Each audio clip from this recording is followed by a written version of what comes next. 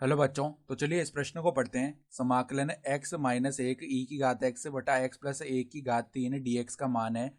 विकल्प a ई की घात x बटा x प्लस एक प्लस सी, विकल्प b ई की घात x बटा x प्लस एक स्क्वायर प्लस सी, विकल्प c ई की घात x बटा x प्लस एक की घात 3 प्लस सी, और विकल्प d ई की घात x बटा x प्लस एक की घात 4 प्लस सी।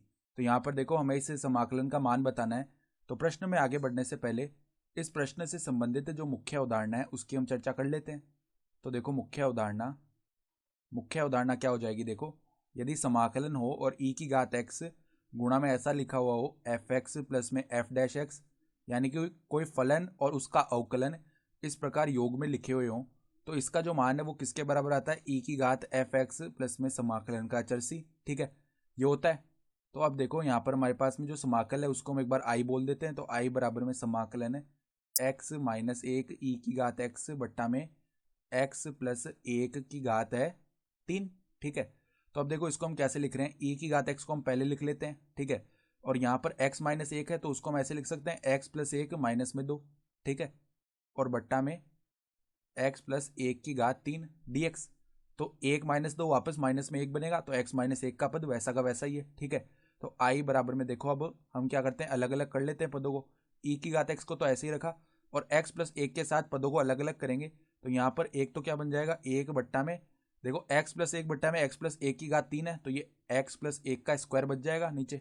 ठीक है, माइनस में 2 बट्टा x प्लस एक इसकी घात है 3, और यहाँ पर है dx।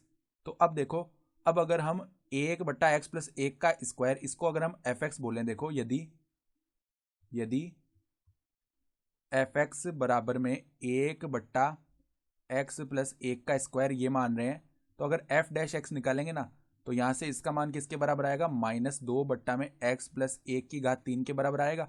और यहाँ पर देखो योग रूप में यही लिखा हुआ है, यानी कि एक फलन है और उसके योग में उसी का अवकलन लिखा हुआ है। तो उसको हम मुख्य उदाहरण के हिसाब से क्या लिख सकते हैं, देखो आई बराबर में ई की घात एक्स, और यहाँ पर एफ एक्स आ जाएगा, यानी एक बट्टा एक्स प्लस एक का स्क्वायर प्लस में समाकलन का अचर सी। ठीक है, ये बन गया।